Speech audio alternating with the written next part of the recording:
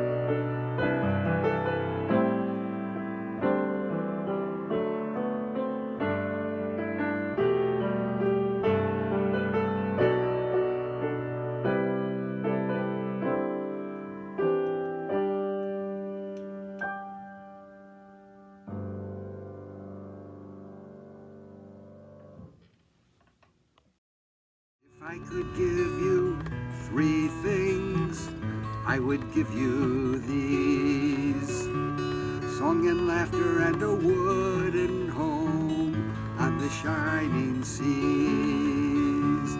When you see old Idaho rising in the dawn, you will play in yellow fields in the morning sun. Sleep where the wind is cold and the moon is high. Give sadness to stars, sorrow to the skies. When you see old Idaho rising in the dawn, you will play in yellow fields in the morning sun. Do you hear what the sails are saying in the wind's dark song? Give sadness to the wind, blow a lee and gone. When you see old Idaho rising in the dawn, you will play in yellow fields in the morning sun. If I could give you three things, I would give you these: song and laughter and a wooden home and the shining seas. When you see old Idaho rising in the dawn, you will play in yellow fields in the morning sun.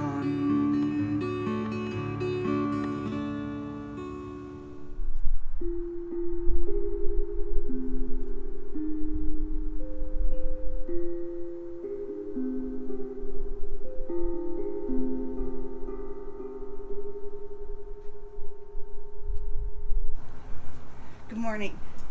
Come into this circle of love. Come into this circle of compassion. Come into this circle of memory. This morning, as we gather, we are going to have a message and almost a tutorial about how one could conduct a memorial service at home or with a small gathering of friends, possibly outdoors. During these COVID times, many of us have been challenged by losing a loved one or a friend and not being able to do a final funeral or a memorial. Reverend Ed Searle has written a beautiful book called In Memoriam, a guide to memorial services and funerals. And what he says about the memorial service is that it can be held anytime, depending on circumstances and arrangements, possibly weeks, months after a death. For the sake of the good and normal grieving, however, the closer to the time of death the memorial service takes place, the better. The church, while being a frequent setting for the memorial service, can be replaced with any appropriate site. It might be a public hall, it might be a private home, or it might be outdoors. And so as we light our candle this morning to start our service,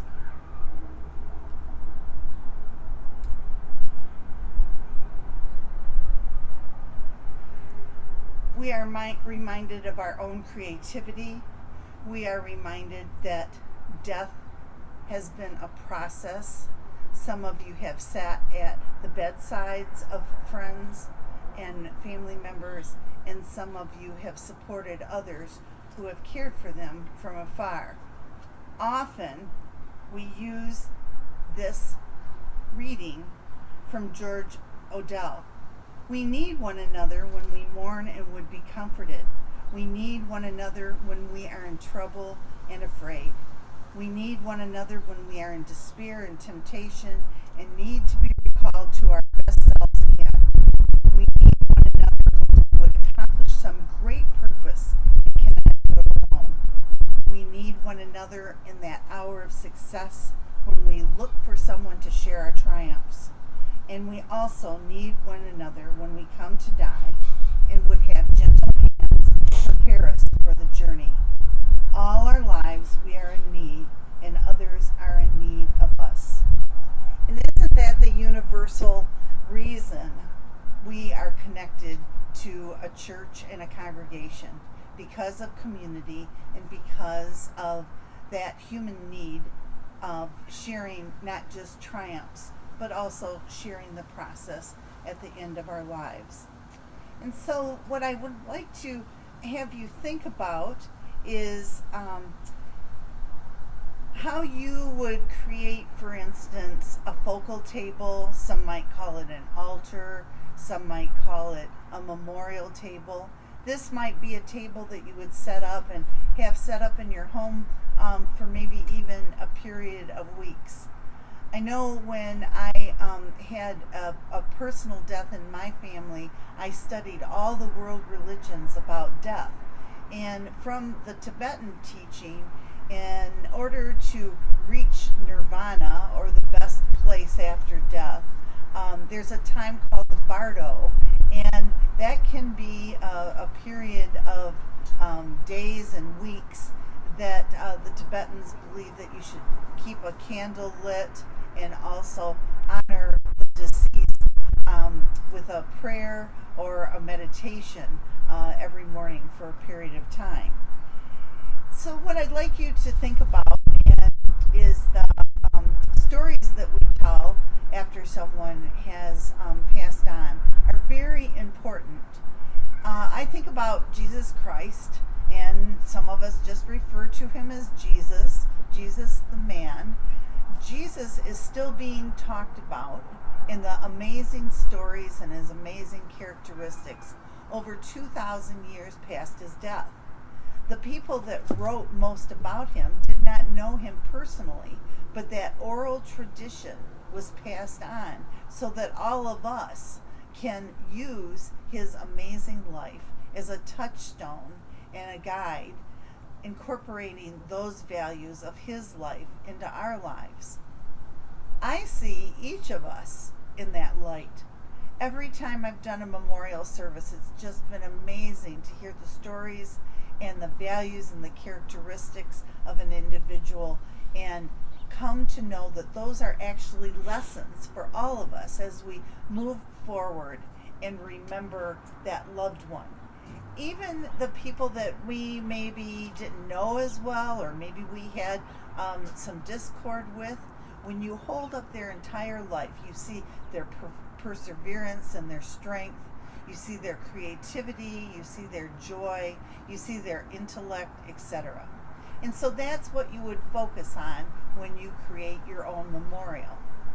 My aunt, I was lucky to have my aunt all my life. She was 97 years old, and she passed away in early October. And so I'm going to use her as a perfect example, because she was a little sister of the poor sister, and in that order for well over 60 years. And so we're going to use her picture and her characteristics as a model for this service. And so here is Sister Martha, and I've had this picture framed for a long time. I would, of course, put a picture of the deceased on my focal table. And then you might want to decorate it with something seasonal, possibly flowers. Of course,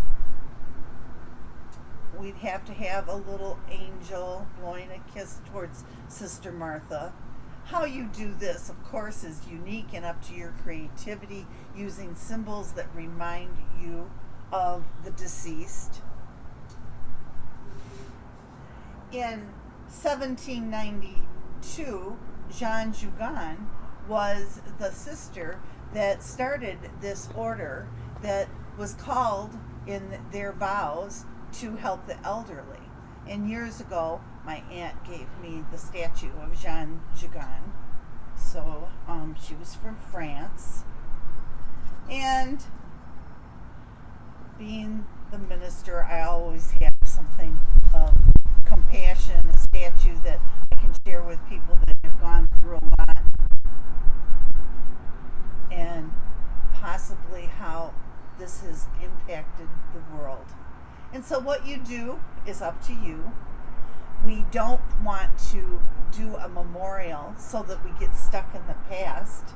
We want to do a memorial to honor the deceased and to carry those characteristics forward. You might decide to create something like this and create a Zoom service for family and friends that are far away.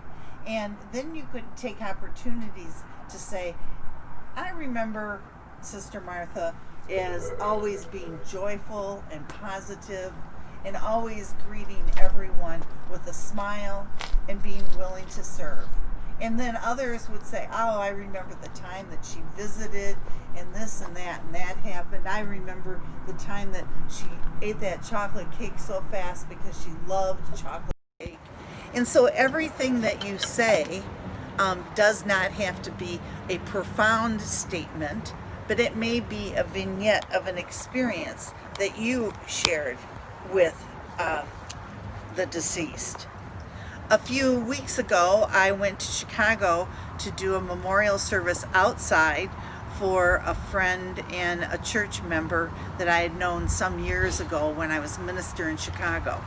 She was a nurse and a Unitarian Universalist for a very long time. So, of course, Clara Barton, Universalist, founder of the American Red Cross, those quotes were applicable to our friend. You must never so much think as whether you like it or not, whether it is bearable or not. You must never think of anything except the need and how to meet it. How lovely, what an amazing goal to have. Some of us meet that goal on a daily basis and others strive to do it hopefully once a week. And so in these memorial services, we look at the creative way that we can acknowledge a life. For some of you, it may be planting a tree. Some of you, it might be making a bookmark with a picture and distributing that to family and friends. We all live with a cloud of witnesses behind us, the deceased that have had a relationship with us, and in some cases we feel that their energy continues in us. And so that legacy, that tradition, that oral tradition, and possibly the written tradition will carry on from that person. It's not always based on first-hand accounts. Sometimes you'll be going through a photo album and somebody will recall, oh, that was the time we all went to the beach and somebody threw somebody else in the water. Wasn't that courageous? And look at the fun that that person created in a family. And so all of those memories that you carry in your mind and your heart become a part of that legacy. How do you hold on to memories? Having a memorial service is one way. How you create it is open to you. Some of you might decide to take a trip in honor of your deceased family member or friend. That will be available hopefully in the months to come. Some of you may decide that you're going to play a certain song once a week to be closer to that friend.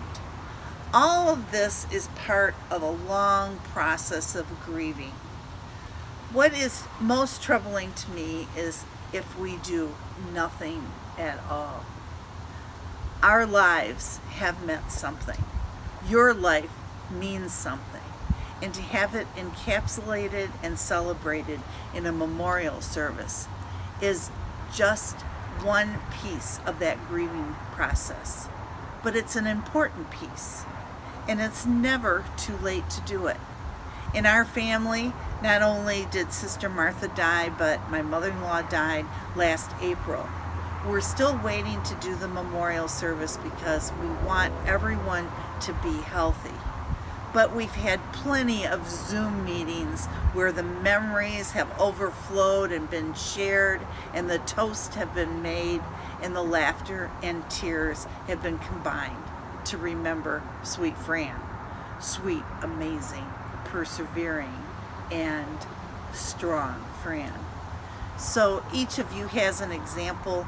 I hope that by creating this memorial as a ritual will help give you an idea as to how to start to celebrate those in your life that you miss, but you carry in your heart and your mind and your spirit. Make an amazing week. I know this week we've had so many things going on, from Veterans Day on the 11th and backing up to an election, and such beautiful weather here in Michigan that very few of us had too much to complain about. And that is also part of the message that I always got from Sister Martha. She had one outfit, right? She wore one outfit, and she never complained. And she always took care of others, and she never complained. One of the tips that I would share for all of you from her is she watched the news once a day. And so maybe that is one of the secrets and one of the tips that we can take from Sister Martha, keeping in touch with the world, but doing the work in her world was more important than constantly being plugged in to news. Once a day is probably enough. May each of you have a wonderful week as we move into attitude of gratitude for the rest of this month.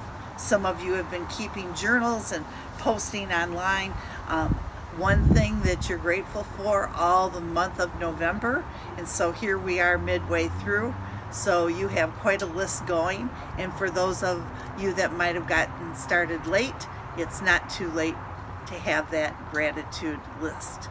So namaste. The light in me honors the light in you. So be it.